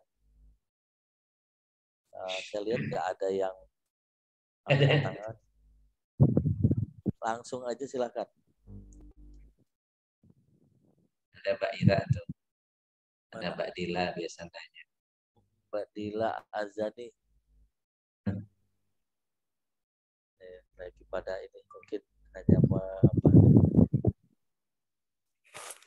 memonitor. Assalamualaikum. Nah, Mbak siapa nih? Waalaikumsalam, silakan. Ya mau Trisni, bertanya ya. Mau bertanya terkait dengan akad. Kalau sekarang itu kan banyak dilakukan itu COD ya. Nah itu kan akad sudah terjadi, tapi barang dan uang itu kan baru kemudian gitu ya, dan itu biasanya jaraknya cukup lama gitu ya, sehingga antara akad dan serah terima itu kan jauh gitu ya, jadi nggak satu majelis. Berarti itu kan sebenarnya nggak sah ya? Iya, jadi memang belum terjadi akad sebenarnya. Gini, akad itu kalau jual beli itu ketika barang ada penyerahan barang, serah terima barang, dan itu berritual ikhtiar. Jadi begitu bayar uang, kemudian terima barang, itulah selesai akad. Jadi kalau masih kayak COD ini sebenarnya belum selesai, itu dalam proses. Jadi kalau misalnya kita pesan barang nih, nah kemudian begitu pesan kan belum bayar juga, kemudian datang barang. Datang barang itu masih ada ritual ikhtiar, masih pilihan tuh. Nah, artinya belum selesai. Begitu sudah diterima dan oke diterima gitu ya, maka kemudian bayar, maka itu baru selesai akad. Nah, pertanyaannya, kalau seandainya antara yang dipesan dengan yang speknya dengan barang nyatanya itu berbeda, itu pilihan kepada si pembeli. Ada dua pilihannya, dia terima walaupun jengkel gitu ya, walaupun ada fasad di situ, ada rusak, tapi ya sah. Atau dia pasah, dia tidak jadi. Cuman jadi masalahnya kalau COD kan barangnya sudah nyampe, gitu kan, dan itu jadi masalah yang nganternya. Karena jasa pengantaran itu berbeda dengan jual belinya. Karena yang ngantar ini dia diupah, ya, karena jasanya nganter. Nah repotnya kalau COD kemudian begitu barangnya diantar tidak sesuai dan tidak ditolak oleh si pembeli. Nah, kemudian yang ketempuhannya si pengantar kan ya, ini jadi masalah kan. Itulah makanya hukum asal dari akad itu kan untuk menghilangkan perselisihan. Jadi hukum asal akad itu supaya tidak terjadi perselisihan, maka itu akad itu harus jelas. Harus jelas. Ya, COD itu sebenarnya akadnya antara si penjual dan pembeli, dan selesai akad itu kalau sudah serah terima barang dan menyerahkan uang. Nah, sementara si pengantar itu tidak terlepas dari akad jual beli itu, dia cuma jasa pengantaran saja. Nah, harusnya ada jaminan perlindungan kepada si jasa pengantar. Dia dapat upah meskipun tidak terjadi transaksi karena dia sudah jasanya kan udah. Nah, ini masalahnya kalau yang COD itu masalah yang ini ada masalah terkait dengan jasa pengantaran. Kalau seandainya ini fasah karena barangnya tidak sesuai dengan yang dia pesan, maka itu kan pilihannya dua, diterima walaupun jengkel, sah. Ya. Ada yang dosanya yang nipunya, yang dosa yang nipu gitu ya. Dia terima sah, atau dia kemudian tolak. Dia tolak berarti dia tidak mau bayar dan barang dikembalikan. Cuman pertanyaan, permasalahannya ini jasa pengantarnya ini siapa yang ngasih? Kalau tidak terjadi transaksi. Nah, itu yang menjadi makanya kalau saya sarankan ya jangan biasakan COD deh. Kalau mau beli online yang sudah dibayar sehingga pasti kalau ataupun misalnya tidak jadi si pengirim itu dapat jasa, dapat upah. Karena di sini ada dua transaksi, dua akad, yaitu akad jual beli dan akad nganterin barang, jasa pengantaran gitu. Jadi maka kalau syariat Islam itu kan mencegah terjadi perselisihan dari awal gitu. Makanya harus clear dulu. Makanya yang COD kalau saya sih janganlah, walaupun anak saya yang kecil itu senang banget COD, saya bilang ini susah nanti kalau seandainya tadi sering kan gerutu gitu. Karena memang ya ini kan kaitannya dengan kepercayaan. Kayak ada syarat aksahnya akan jual beli itu kan biridho wal ikhtiar, ridho kedua belah pihak dan pilihan. Makanya disunahkan kalau kita beli cash ya, beli kemudian di situ di toko misalnya ada di pasar, maka disunahkan kita nawar barang sehingga kita tahu harga pasar. Jadi nawar itu disunahkan supaya kita tahu harga pasar itu, harga real pasar pada saat itu berapa. Sehingga kan kadang-kadang gini sengaja kadang pedagang naikin tuh harga setinggi-tingginya, kemudian dibikin pura-puranya diskon. Padahal diskon itu setelah dinaikkan 2 kali lipat, didiskon 50%, padahal harganya memang segitu gitu kan. Ada cara seperti itu sehingga ini kan ada upaya untuk memanipulasi juga gitu. Maka dari itu disunahkan kita untuk tahu harga pasar itu berapa, rata-rata berapa. Sehingga kita kalau ataupun beli ya orang yang pedagangnya dapat keuntungan pun tidak semena-mena gitu ya, tapi yang wajar lah gitu. Yang wajar. Jadi ini akan jual beli seperti itu. Ya itu memang tentang COD itu tadi, kasihan nanti kalau tidak jadi. Nah, si jasa pengantarnya ini yang saya nggak tahu itu bisa siapa yang ngupahinnya gitu kan.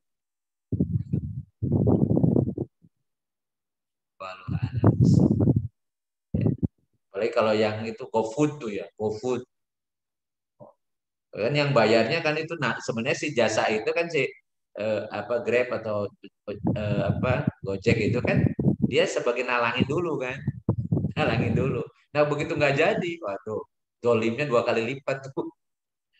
Zolim bisa yang lebih parah itu kan si ini kan menalangin kita, harusnya kan malah dapat tambahan gitu ya. Udah gitu nganterin, jadi kita duduk saya di rumah, dia punya uang itu kemudian untuk nalangin uang kita gitu ya, nalangin dulu ya. Kalau sekarang sih biasanya kan pakai aplikasi ya. Kalau saya pakai aplikasi dia udah aman ya. Kalau yang dulu yang nalangin dulu itu kasihan banget ya. Bayarnya cash di rumah gitu, begitu nggak jadi, waduh, terus gimana? Kalau pakai ini kayak saya misalnya pakai OVO ya udah jadi, atau dia jadi nggak jadi ya udah dipegang sama dia gitu kan uangnya, jadi dijamin udah ada. Ya, makanya transaksi sekarang ini juga harus hati-hati. Yang jelas hukum syara itu mencegah terjadinya perselisihan. mencegah terjadinya penipuan. Makanya ada istilah sah atau fasad. Sah itu artinya terpenuhi syarat dan rukunnya. Kalau fasad terpenuhi tapi ada kerusakan, ada manipulasi atau yang tidak seharusnya dilakukan, itu fasad namanya. Fasad itu dosa sesaat tapi sah. Tapi dosa tapi sah gitu ya. Seperti tadi misalnya, ternyata yang dipesan berbeda dengan ini, tapi ya udahlah, walaupun jengkel-jengkel saya terima aja. Ya. Jadi yang memanipulasi antara spek dengan barangnya itu berdosa dia, karena dia telah memanipulasi. Tetapi akad jual belinya sah. Wallahu a'lam bishawab. Ya. Maaf Ustaz, itu kan kalau orang yang berakad jual beli itu kan antara pembeli dengan penjual. Ya. Kalau COD itu kan yang mengantarkan itu kan orang lain.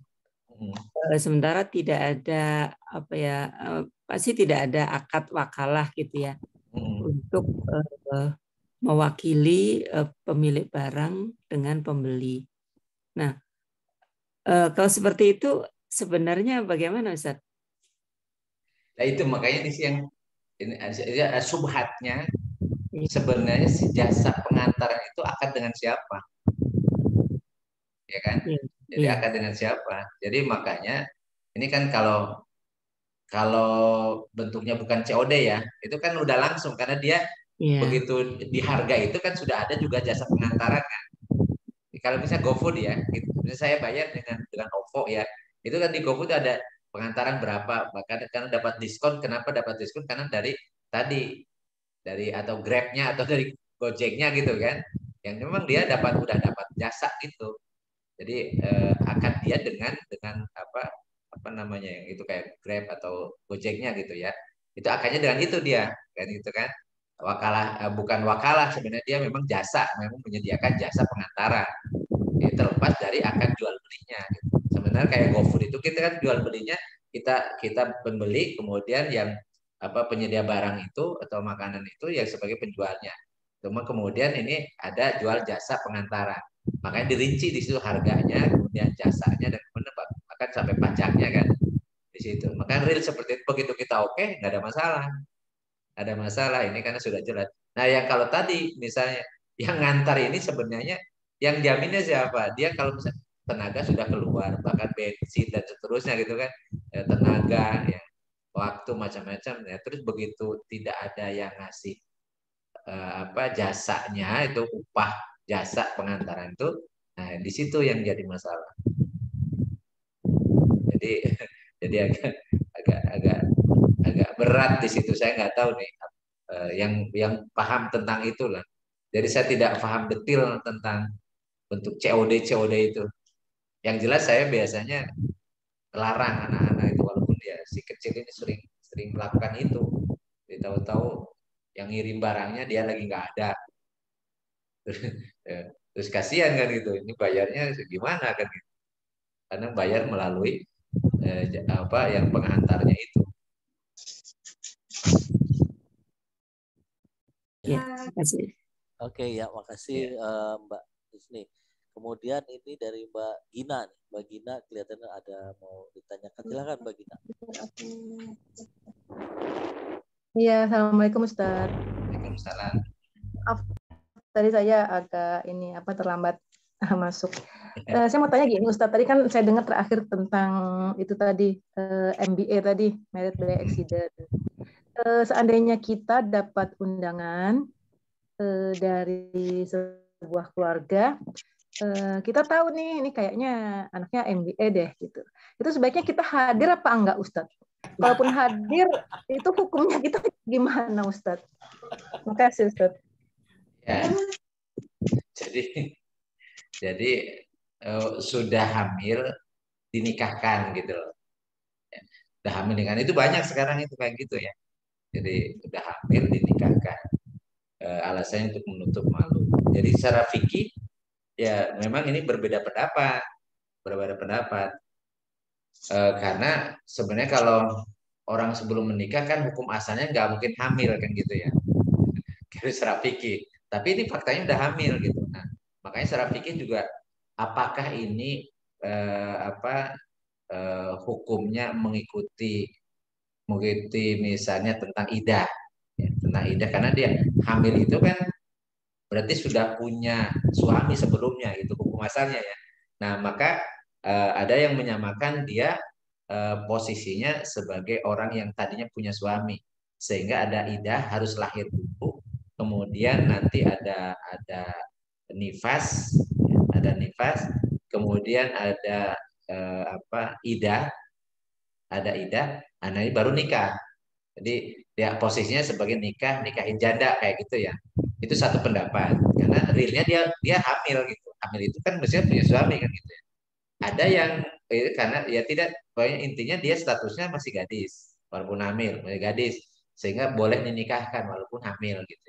Jadi ini perbedaan pendapat. Nah, kemudian ketika ini sudah oke, pendapat yang mana yang diambil, misalnya pendapat yang menyatakan hukumnya dia masih gadis sehingga tidak perlu harus idah melahirkan dan seterusnya, harus itu karena apa yang menghamilinya yang nikahinya itu misalnya oke, karena tidak ada sanksi perzinahan kan dalam Islam kan sebenarnya kalau perzinahan dan buktinya dia hamil di luar nikah kan kena sanksi tuh, kena sanksi kalau misalnya gadis atau apa yang jejaka kan dicambuk dulu 100 kali cambukan, kemudian setelah itu kemudian di penjara 2 tahun kan gitu ya. Itu kalau sudah pernah nikah ya janda atau tidak misalnya maka hukum rajam hukuman mati dengan cara dilempar batu ya, ditanam dilempar batu, hukuman mati. Misalnya saya tidak akan mungkin ada pernikahan kan, tapi kan nggak diterapkan sekarang, sehingga ya sekarang ya diharapkan ini bertobat gitu, bertobat. Oke, ikuti pendapat yang hamil dianggap masih gadis ya, hamil maka nikah. Dan itu yang pendapat itu ya sah kalau dia mengikuti pendapat itu gitu ya, itu sah. Nah bagaimana dengan orang yang diundang ya, orang yang diundang, karena orang yang diundang ini kan terlepas dari kelakuan mereka dan bukan menyaksikan kemaksiatan, karena nikahkan itu kan Rasulullah mengatakan nikah sunati, nikah itu sunahku gitu kan ya. Jadi terlepas kemaksiatan dia, karena ingat wala taziru waziratun wizra ukhra, kita tidak memikul dosa orang lain, orang yang berbuat dosa. Jadi seseorang itu tidak akan memikul dosa orang lain gitu kan ya, walaupun dia tahu itu hamil tapi dia akan bikin nikah itu melaksanakan syariat, ya. Jadi ketika dia melakukan syariat kemudian mengundang kita ya, maka ya kita niatnya menghadiri undangan pernikahan. Jadi tidak bisa, hukum ini kan fikih itu tidak bisa digeneralisir kemudian diurutkan. Karena ini nikahnya misalnya tidak sah menurut pendapat kita nih, tidak sah maka kita berdosa kalau kita menghadiri itu. Ya enggak seperti itu, karena tadi ada 2 pendapat. Ya, selama misalnya tadi pendapatnya itu dibenarkan oleh syara, ya, maka kemudian ya itu ya sah nikahnya. Kemudian kita diundang dalam rangka menghadiri pernikahan yang sah secara syara, maka kita mendapatkan pahala menghadiri undangan. Jadi ya ini memang cuman undangannya sekarang ini kan gini, kalau menghadiri undangan kan hukumnya wajib. Cuman masalahnya undangan sekarang itu harus beramplop gitu, dan dipilih gitu, pilih. Dan jadi udah berbeda juga dengan kenapa dulu menghadiri undangan itu wajib. Ya, karena itu bagian dari hak seorang muslim dari muslim yang lain adalah menghadiri undangan ketika diundang. Karena dulu undangannya tidak ada implikasi yang macam-macam gitu. Dan tidak juga pilih-pilih. Ya, pokoknya kaya miskin ya itu memang untuk syukuran, untuk walimah misalnya kan Rasul mengatakan awalim walau bisyatin. Ketika Abu Rahman bin Auf kelihatan habis nikah, karena Rasulullah nyuruh awalim walau bisyatin, jadi walimah lah walaupun menyembelih seekor domba, dan kemudian mengundang itu walimah itu untuk memberitahu bahwa ini sudah nikah, jadi tidak perlu harus bawa macam-macam. Cuma sekarang kan susah, apalagi daerah-daerah tertentu bahkan dicatat, bahkan kayak utang piutang kan gitu ya. Ini sudah berbeda dengan hukum undangan, wajib mengenai undangan. Nah jadi terkait dengan kehadiran kita ya artinya kemudian kalau dipersyaratkan dan kita tahu bahwa tidak justru di situ ada pelanggaran syariat, ya kita tidak wajib untuk menghadirinya. Atau tadi misalnya undangan ini juga tadi ada pelanggaran syariat, misalnya hajatannya itu dengan campur baur laki-laki dan perempuan, terjadi ikhtilat, terjadi bahkan ya macam-macam pesta-pesta yang tidak syar'i ya, maka kita tidak menghadiri undangan yang diduga kuat di sana terjadi pelanggaran syariat, ya memang itu harus kita lakukan. Jadi lebih baik tidak menghadiri sesuatu yang kita duga kuat atau golabatul zon itu terjadi pelanggaran syariat. Tetapi kalau seandainya undangan sesuai dengan syariat, tidak ada pelanggaran syariat dan benar, maka kita wajib menghadiri. Wajib menghadiri. Jadi memang sekarang tidak bisa saklek letterlek apa yang disampaikan dulu oleh Rasulullah, karena memang substansinya kan berbeda. Ya. Jadi kayak dulu misalnya pinjam meminjam itu ya identik dengan menolong gitu ya, tidak ada implikasi untuk kayak bunga macam-macam gitu ya. Pinjam meminjam dulu dibolehkan itu karena tadi tanpa riba. Tapi kalau sekarang kan pinjam dilihat dulu, kalau ada ribanya ya nggak boleh, malah haram. Walaupun bentuknya kan pinjam meminjam juga gitu. Jadi termasuk juga tadi memenuhi undangan itu dilihat dulu, karena tidak seperti dulu undangan itu tanpa harus dengan konsekuensi, apalagi kalau ini kelas khusus, tempatnya juga di tempat yang khas, kemudian di situ ada pemeriksaan, ada macam-macam, dan pakaian juga di situ ajang pamer ya, yang bawa tasnya juga yang bermerek gitu istrinya, kemudian pak menor gitu macam-macam gitu ya yang kayak gitu ya nggak usah, karena bola batu tuna ini pelanggaran syariat kan gitu. Walau alam. Iya, terima kasih Pak Ustadz. Mbak Gina, ada yang mau sampaikan lagi Mbak Gina? Iya, makasih Ustadz. Saya sebenarnya punya masalah juga nih. Saya kan guru TK. Di TK itu kadang-kadang ada murid yang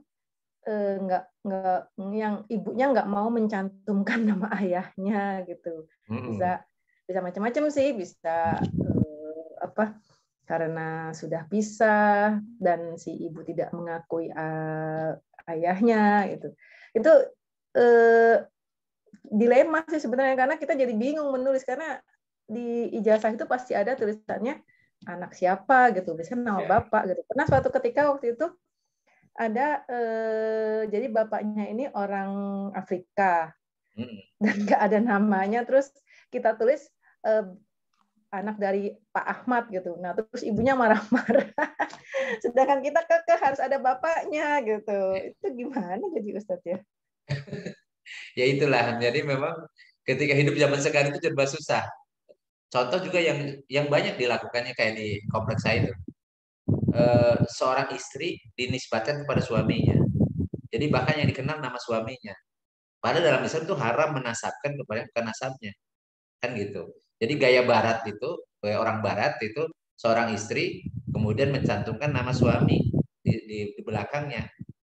Atau bahkan nama suami yang sebutnya. Misalnya Bu Pujo, Bu Rahmat, Bu Ahmad gitu kan. Nah, itu kan enggak, kalau mau disebutkan kepada bapak, kepada ayahnya gitu kan nasabnya harusnya. Nah, itu kan jadi masalah. Begitu suaminya meninggal, tapi dia dikenal dengan nama suami yang meninggal itu, padahal begitu meninggal kan udah cerai. Jadi kesalahannya kemudian fatal, karena dia bukan hanya menasabkan kepada suaminya, kepada orang lain yang bukan kepada bapaknya. Berikutnya kemudian dia tidak menganggap. Jadi orang yang mau melamar itu, mau nikahi janda itu jadi nggak bisa, masa menikahi yang sudah punya suami kan nempel nama suami yang sudah meninggal itu juga jadi masalah juga. Termasuk tadi ya, misalnya ada anak yang bapak ibunya ini cerai, kemudian ibunya kemudian di abah asuhan ibunya, keluarga istrinya itu nggak mau mengakui bapaknya. Itu kan jadi bentuk ketidaksayang mereka, tidak tahu hukum. Padahal kalau ayah itu walaupun sudah meninggal atau misalnya sudah cerai atau bisa menyakiti hati ibunya, tetap aja anak itu tidak bisa hilang nasab dari bapaknya, gitu kan. Jadi ini malah jadi masalah sebenarnya. Ini harus dikasih tahu. Jadi orang-orang seperti ini kalau mereka sayang sama anak, apalagi anak perempuan, nanti nikahkan itu oleh bapaknya, walaupun bapaknya sudah dari dia bayi ditinggalin misalnya kan, menyakiti ibunya, tetap saja karena memang wajib nasab itu kepada ayahnya dan wali itu pada ayah, kecuali yang sudah meninggal atau tidak ada garis wali dan misalnya tidak ada pamannya dari bapaknya, yang misalnya udah nggak ada, baru ke wali hakim. Yang jadi masalah tadi kalau dia anak yang lahir orang tuanya belum menikah jadi hamil duluan gitu ya. Ini yang jadi seringkali masalah, dan karena mereka kemudian menutupi dianggap aib. Padahal ya nama kejadian yang telah lalu kan sudah, tinggal ditobatin aja, dan bentuk tobatnya dia harus terus terang, malah harus terus terang bahwa ini memang nasab, tidak nasab ke bapaknya, tapi nasabnya ke ibunya doang, dan walinya wali hakim. Harusnya dari awal itu bentuk sayang dia dan bentuk tobat dia. Dia harus. Jadi pernah suatu saat Rasulullah itu dihadiri oleh namanya Al-Ghamidiyah, seorang perempuan yang datang ke Rasulullah hamil. Kemudian kata beliau, ya Rasulullah, sucikan aku, bersihkan aku. Jadi bentuk tobatnya. Dia terbuka, terang-terang menyampaikan. Kata Rasulullah, kenapa engkau, apakah waras atau gila gitu ya? Minta disucikan karena meminta dirajam. Karena dia, ya Rasulullah, aku telah berzina, ya, aku telah berzina, maka sucikanlah ya dosaku ini. Jadi bentuk tobat ya. Kemudian kata Rasulullah, apa buktinya? Jadi karena pengakuan itu kan harus ada buktinya gitu. Buktinya apa? Aku hamil ya Rasul, bukan karena pernikahan, ini karena perzinahan. Begitu dia sudah ngulang sampai 3 kali, kata Rasulullah, kalau demikian lahirkan dulu anak, karena anakmu punya hak hidup. Nah, kemudian begitu melahirkan, dia masih bawa bayi itu, datang ke Rasul, ya Rasul, aku sudah melahirkan anak. Kata Rasulullah, anakmu punya hak disapi untuk menyusui selama 2 tahun. Jadi setelah disapi, anaknya sudah disusui, datang lagi ke Rasulullah, karena dia sedang tobat. Ya Rasulullah, aku sudah menyusui anakku dari sapi, dan sebenarnya anaknya diserahkan kepada walinya, kepada keluarganya. Kemudian oleh Rasulullah ditunaikan, jadi dia ditanam dalam tanah sampai leher, kemudian dilempari batu sampai mati. Setelah mati kemudian diangkat, kemudian diurusi jenazahnya ya oleh para sahabiah di situ. Kemudian Rasulullah imami jadi kalau jenazahnya, jadi Rasul yang imamnya. Nah ada sahabat yang komentar, ya Rasulullah, bukankah dia pezina? Apa kata Rasulullah? Tobatnya wanita ini kalau ditimbang itu lebih berat daripada tombangnya penduduk kota Madinah. Dia penghuni surga gitu ya. Jadi makanya tadi justru mengakui bahwa ini memang ini, karena sudah terjadi kan, kita bisa ngapa-ngapain. Tinggal kemudian dia menyesal, dia tobat. Bentuk tobatnya adalah dia sampaikan anak ini tidak nasab kepada ayahnya ini karena dia sudah lahir sebelum nikah atau tadi sudah hamil sebelum nikah. Tidak ada masalah, dan malu, justru malunya berbuat jinahnya itu, kenapa tidak malu? Kalau tobat justru harus dia tidak malu untuk bertobat. Dia kemudian istighfar, dia mohon ampun kepada Allah. Salah satu mohon ampun kepada Allah adalah tidak menutup-nutupi anak ini.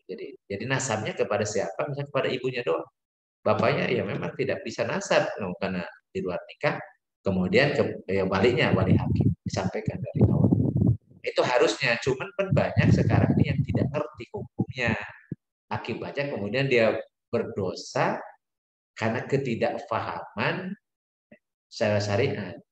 Nah ini yang salah siapa? Yang salah yang tidak ngasih tahu dan dia tidak mau tahu. Jadi orang tersebut tidak mau tahu, itu salah. Kemudian kalau yang tahu tidak mau ngasih tahu, itu salah juga. Salah juga. Jadi kalau ada kejadian itu, kalau dia tidak ngasih tahu, dia berdosa. Jadi saya biasanya kalau di jamaah di sini kebetulan ibu-ibu ngaji sama saya sampaikan itu. Jadi nggak boleh tuh nama ibu-ibu itu nama suami yang sudah meninggal, atau nama suami hidup pun ganti nama orang tuanya. Itu kemudian kalau anak yang dilahirkan dan di luar nikah punya cucu misalnya, maka hati-hati jangan sampai dinikahkan oleh bapaknya yang bukan karena akan nikah. Disampaikan itu. Ya sudah ngasih tahu saya, terserah mereka melaksanakan atau tidak kan gitu ya. Jadi kewajiban kita ngasih tahu. Seperti itu ya ya kita ya memang pakai kadang-kadang ya. Jadi ewu pakai ewu nggak ya itu karena kita pelanggaran SARA itu karena banyak ewu pakai ewu nggak enak ya, segen ya nanti ya, tersinggung macam-macam gitu sehingga banyak yang pelanggaran syariat karena orang-orang yang tahu ewu pakai ewu ya, khawatir tersinggung macam-macam justru sebaliknya kalau kita membiarkan ya, sehingga pelanggaran syariat itu akan berlanjut terus sehingga kita ikut juga berdosa. Mungkin caranya saja. Jadi Pak Gina nanti caranya dan ini ya empat mata aja sama ibunya kenapa Bu gitu. Kenapa ini tidak di nah, cara baik-baik gitu jangan sampai mempermalukan ya. Cerita ya tadi tidak apa-apa. Jadi nggak tulis bapaknya kan emang nggak ada bapaknya kan gitu ya.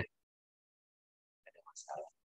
Tapi kalau cerai ya, jengkel saya karena dia menyakiti tetap aja nggak boleh kalau sayang sama anak tetap bapaknya nggak boleh hapus nama bapaknya tetap. Iya, terima kasih Ustaz. Ini saya juga pakai nama bapak saya loh di belakang nama saya. Iya, iya. bukan istrinya Mas Hendro ya, tapi putrinya Pak Hendro. Bukan, putrinya Pak Hendro. Putrinya Pak Hendro. Oke, makasih Pak Ustadz. Kalau waktu sudah menunjukkan jam 9.33 ya. Kalau di Samarinda 10.33 ini. Saya pikir kalau tidak ada yang bertanya lagi, kita cukupkan saja di sini dulu Pak Ustadz. Iya, mangga. Ya. Silahkan ditutup dengan doa. Alhamdulillahirabbil alamin ya kita masih istiqomahnya lebih 20 orang. Insyaallah. Mudah-mudahan ya bertahan ya walaupun tadi memang nggak bisa harus bertanya ya nggak juga. Jadi memang ngaji ini apalagi kalau Zoom ya saya paham juga teman-teman juga pergi capek ngantuk gitu ya. Tapi mudah-mudahan dengan ikut hadirnya di sini juga menjadi saksi di yaumil akhir bahwa kita sudah menunaikan kewajiban thalabul ilmi fardhotun ala kulli muslimin. Menuntut ilmu itu wajib bagi setiap muslim ya. Jadi itu gugur kewajiban istilah Kang Cucu itu ya, gugur kewajiban. Alhamdulillah mudah-mudahan istiqomah dan kita mendapatkan kebaikan dari pertemuan kita sekarang ini dan nanti kalau membahas tentang tadi akad-akad yang saya sistemnya belum paham ya atau nanti bisa ada yang sharing juga gitu ya. Jadi saya tidak akan menjelaskan sesuatu yang saya belum nyampe karena khawatir salah saya menghukumi sesuatu yang tidak ini. Tadi Saya boleh bicara 1 menit nggak? Oh boleh silakan. Iya, tadi sebenarnya SAP itu penggiat COD ya. Jadi buat keterangan buat teman-teman semua, COD itu sudah deal sebenarnya antara pembeli dengan penjual. Karena dengan mekanisme sekarang ada satu sistem IT ya, itu harga yang kita beli itu sudah mencantumkan COD. Sudah mencantumkan biaya kirim sebenarnya. Jadi kalau kita deal 2 juta itu sudah ada 50.000 mungkin ongkos kirimnya. Jadi sudah deal itu, sudah akad ya. Kemudian terjadi kesalahan persepsi bahwa COD itu kita boleh tunggu terus kita buka bungkusnya. Tidak gitu loh. COD itu sebenarnya untuk memastikan barang itu datang. Setelah itu harus dibayar. Bukan memastikan barangnya sesuai dengan yang ada di gambar. Tidak. Seluruh kurir itu tidak membolehkan barangnya dibuka. Jadi kalau sudah sampai wajib dibayar gitu loh. Itu yang kedua. Yang ketiga, kalau ditolak tidak jadi kirim, itu si customernya dari kurir yang katakan Zalora gitu ya atau Lazada itu tetap membayar ongkos kirimnya, tetap membayar ya, cuma dengan deal dengan tarif yang lebih murah. Jadi dia pergi diantar walaupun tidak diterima itu tetap dibayar oleh Zalora sama Lazada. Jadi tidak seperti yang kita lihat, tidak ada transaksi ongkos kirim antara kurir dengan si penerima. Itu semuanya tercantum semua. Jadi perusahaan kurir itu melakukan deal untuk ongkos kirim, bayarnya itu bulanan dengan pihak customer. Begitu. Ya, jadi kalau Pak Sam punya anaknya COD, pokoknya kalau sudah datang kurirnya bayar itu loh. Jangan mau dicek dulu isinya, itu tidak. Seluruh perusahaan kurir tidak membenarkan isi dicek. Dia harus dibayar setelah diantar gitu. Itu paling dari saya ya. Tadi juga Kang Jody juga nanya ya. Mudah-mudahan ada sedikit pencerahan lah mengenai COD ya. Oke. Silakan ditutup Pak Ustadz. Ya tadi saya yang bertanyakan tuh siapa yang kurir yang itu begitu sudah masuk sebenarnya sama dengan ya kayak apa bayar dan langsung dari misalnya dari aplikasi ya, dirinci atau tidak dirinci kalau sudah ada sebenarnya nggak ada masalah. Sebenarnya tadi kan yang kasihannya nanti kalau seandainya tidak ada yang bayar kurir ini jadi masalah gitu kan. Kalau tadi hukum syarat tentang jual belinya begitu dia terima barang walaupun misalnya tidak sesuai dengan speknya itu ya sah akad jual belinya. Walaupun tadi ada fasad jadi berdosa pihak yang nipu. Ya gitu kan. Pihak yang nipu misalnya tidak sesuai dengan speknya itu berarti penipuan ya. Dia yang berdosa walaupun akadnya sah. Baik, kita akhiri dengan doa kepada Allah, mudah-mudahan apa yang kita kaji ada manfaat untuk kita semua. Allahumma sholli wa sallim wa barik ala sayyidina habibina karim Abdullah wa lana Muhammad sallim radhiyallahu tabaraka wa ta'ala sahabat Rasulullah ajmain. Allahumma anfa'na bima 'allamtana wa 'allimna ma yanfa'una wa zidna ilman nafi'an. Allahumma yassir lana umurana kullaha wa la tu'assir alaina. Allahumma hasil maqasidana. Rabbana la tuzigh qulubana ba'da idh hadaytana wa hab lana min ladunka rahmatan innaka antal wahhab. Rabbana atina fid dunya hasanah wa fil akhirati hasanah wa qina adzabannar.